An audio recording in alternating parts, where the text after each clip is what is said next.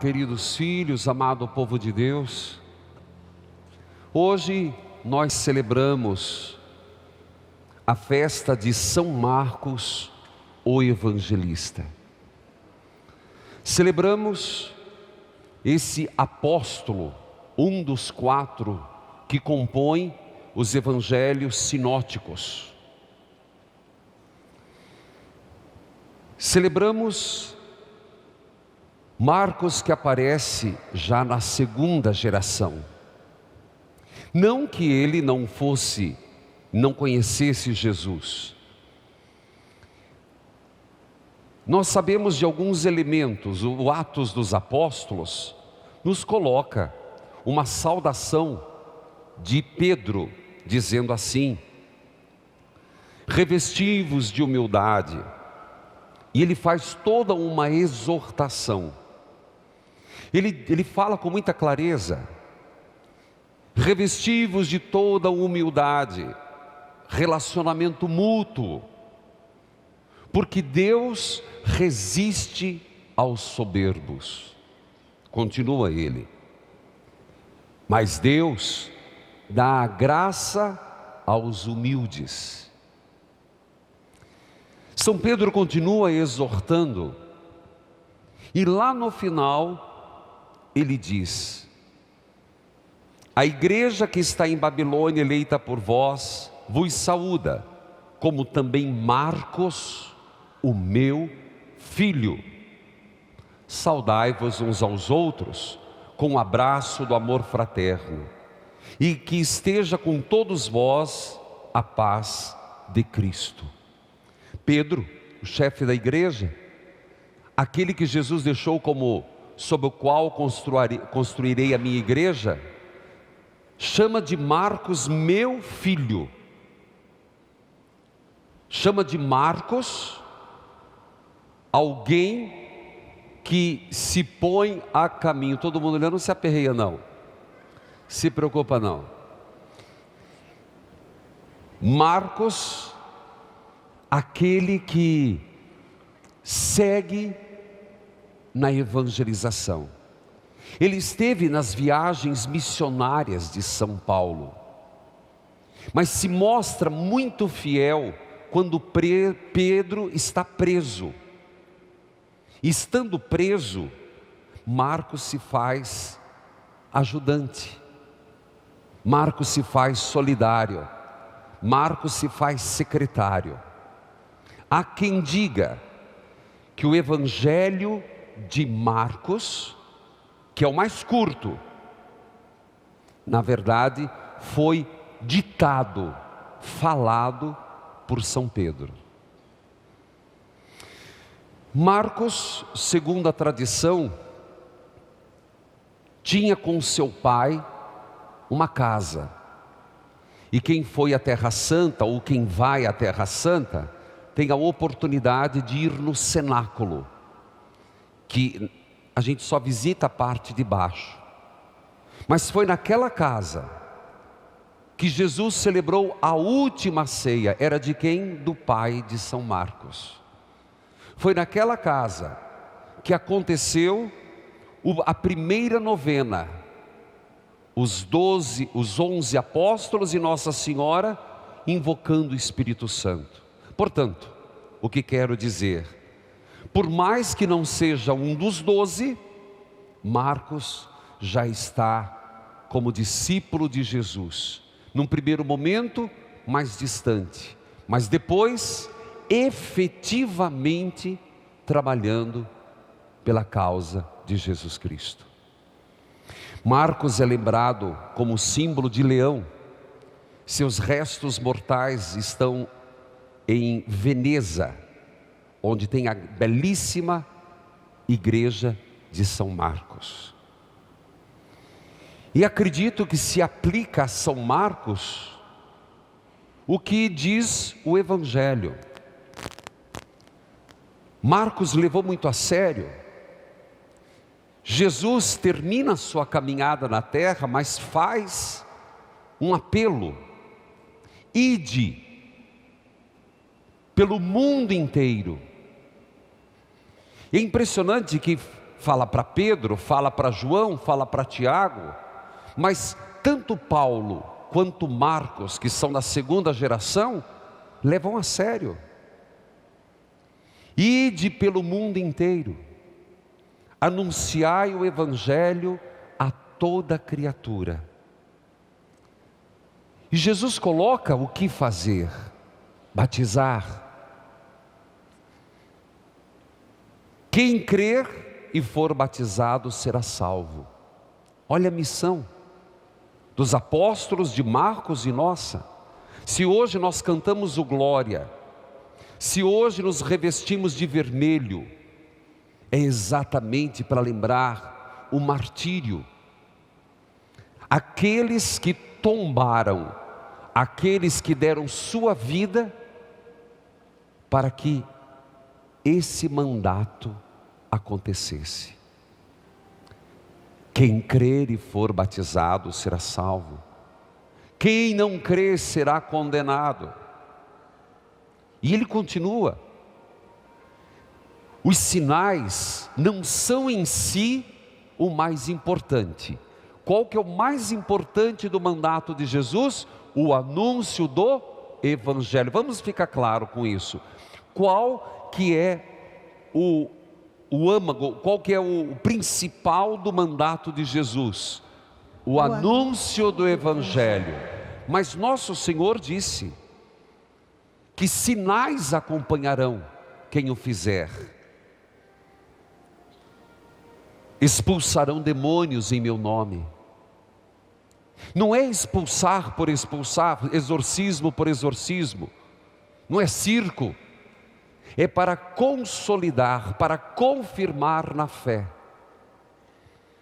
Falarão novas línguas, quer dizer, essa universalidade, essa igreja a caminho.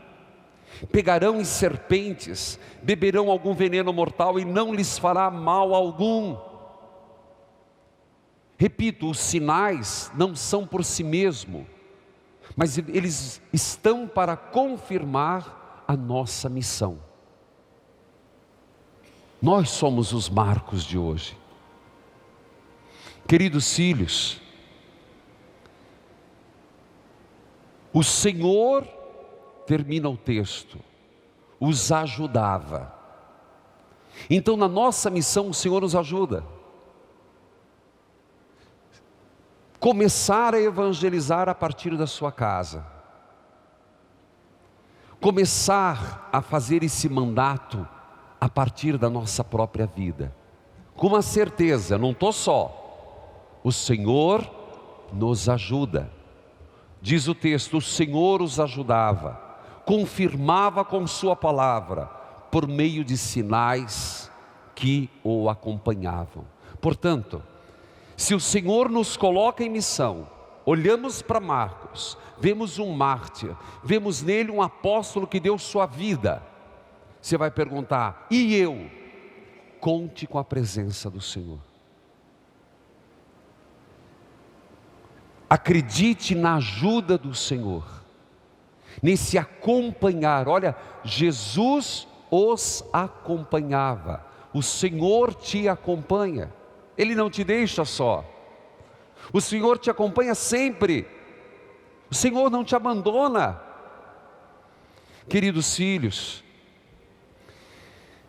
eu tenho vindo de uma viagem um tanto longa, santuários marianos, não os conhecia. Eu digo que Fátima foi o primeiro santuário. O que eu vejo de ponto comum em todos eles, e que me marcou muito, os pedidos de Nossa Senhora mudam em alguns pontos, mas todos eles enfatizam um elemento: rezai o terço. Eu vou ter tempo, ao longo de muitas pregações, de contar as minhas experiências com Nossa Senhora, com os santuários marianos. Mas isso eu quero frisar, como o apelo de Maria é para que rezemos o terço.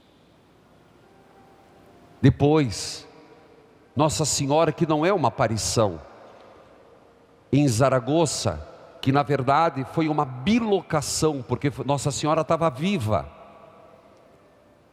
e em vida apareceu a São Tiago, confirmando na missão: Tiago, não volte, você não está tendo êxito aqui, nessa terra, mas você terá, permaneça. Nossa Senhora do Pilar, Lourdes, encantadora, um fervor imenso, em lágrimas, e realmente você fica pasmo de ver pessoas, cadeira de roda, pessoas que estão ali moribundas. E a medalha milagrosa nem se fala. Foi de lá que eu trouxe um mimo para cada associado. Hoje, eu diria que Deus nos acompanha. E eu posso dizer nesse aniversário que Deus me acompanha muito. Não me queixo, porque em todos os momentos eu sinto a presença de Deus, nos momentos de alegria, nos momentos difíceis. Muita gente acha que viajar é fácil, mas são madrugadas. Passando por Recife, 260 mil pessoas numa praia.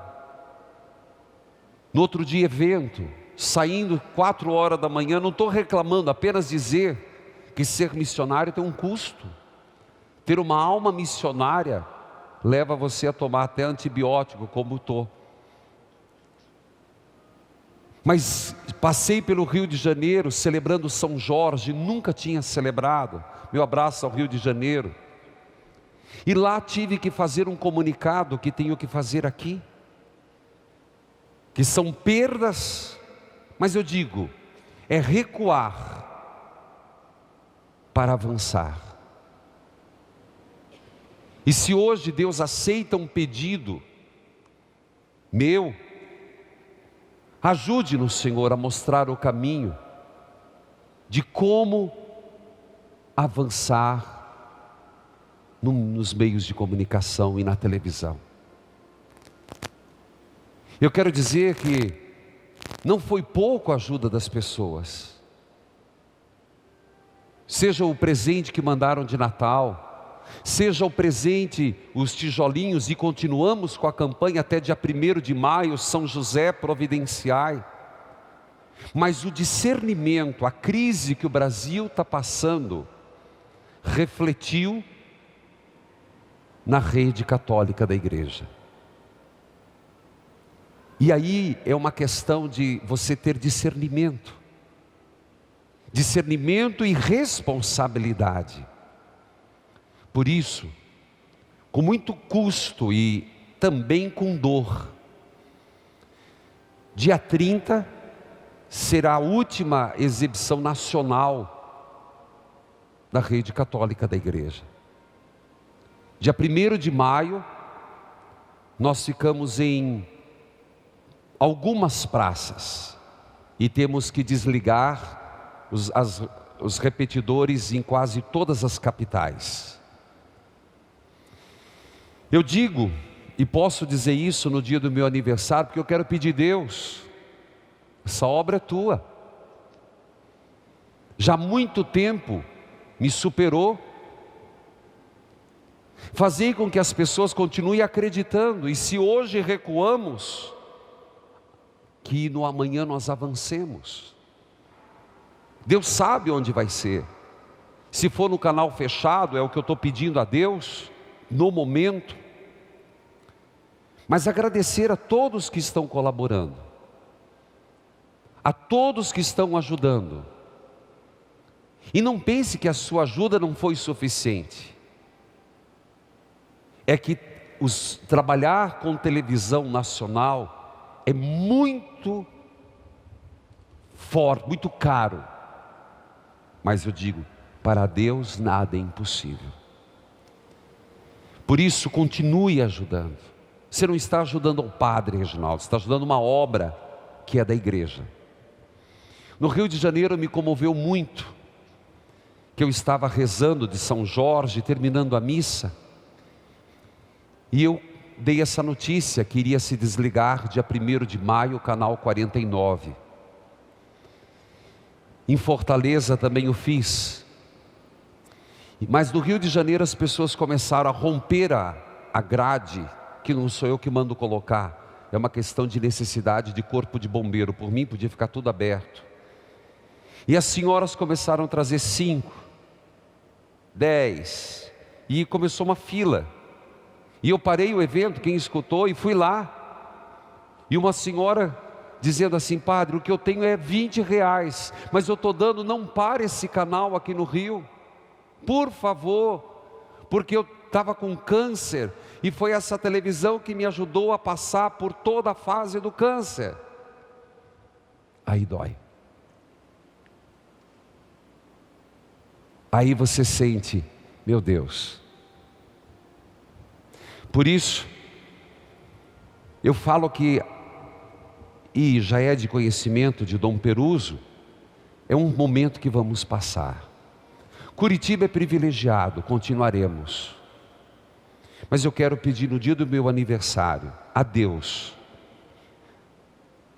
que nós consigamos abrir, Senhor, de uma forma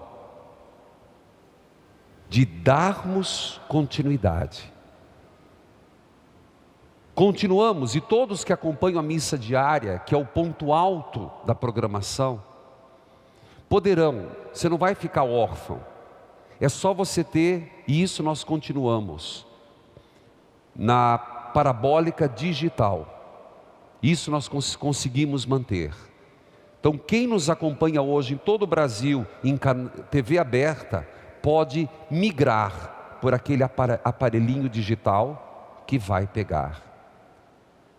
Mas eu coloco nas mãos de Deus. O que você percebe? Talvez você fale, é que é muito grande, padre, mas temos que ser ousados. Nós temos que ser. As pessoas estão feridas. As pessoas estão machucadas. Eu digo para você, por onde eu vou, o que eu vejo as pessoas, elas estão desacreditadas. Então nós temos que ser essa voz da esperança. E partilho com vocês da comunidade. Como as pessoas chegam e colocam no meu bolso da camisa, da calça, se eu estou de paletó, leva lá para a tua comunidade rezar. Olha que bonito. Padre, leva lá para a tua igreja, para o povo rezar. São vocês. Olha como eles nos veem, como uma comunidade que reza por aqueles que mais precisam. Por isso, eu digo obrigado, Senhor. Obrigado. Obrigado pela obra evangelizar. Obrigado, Senhor, pelo meu sacerdócio, por ter me chamado à vida sacerdotal. Está completando mais um ano de vida com saúde, com disposição. Obrigado, Senhor, por essa comunidade maravilhosa que é a Igreja do Guadalupe, com as lideranças, com os padres. Padre Odilon me deu um conselho hoje. Como é que foi? Ele falou: eu quero ser o primeiro. Deixa eu ir lá para lembrar a primeira palavra. Qual foi, Padre Odilon? Ele esperou ali na porta. Diga aqui. Eu fiquei esperando o Padre Reginaldo lá na porta 15 minutos antes, para ser o primeiro a cumprimentar, porque eu saberia que depois nem ia dar. Aí eu falei, contei isso e falei assim: cuidado, se modere que você me alcança. Obrigado pelo conselho. Entendeu o recado dele? Se modere que você me alcança. Aceito o conselho, sábio ancião, de moderar. Mas os tempos estão pedindo, e às vezes vocês não têm noção, são muito reuniões e viagens também para poder fazer estratégias. E às vezes só a presença do Padre é que abre portas. Mas quero dizer e agradeço muito a Deus pela saúde, pela vida, por esse santuário, pelos funcionários, pelos voluntários.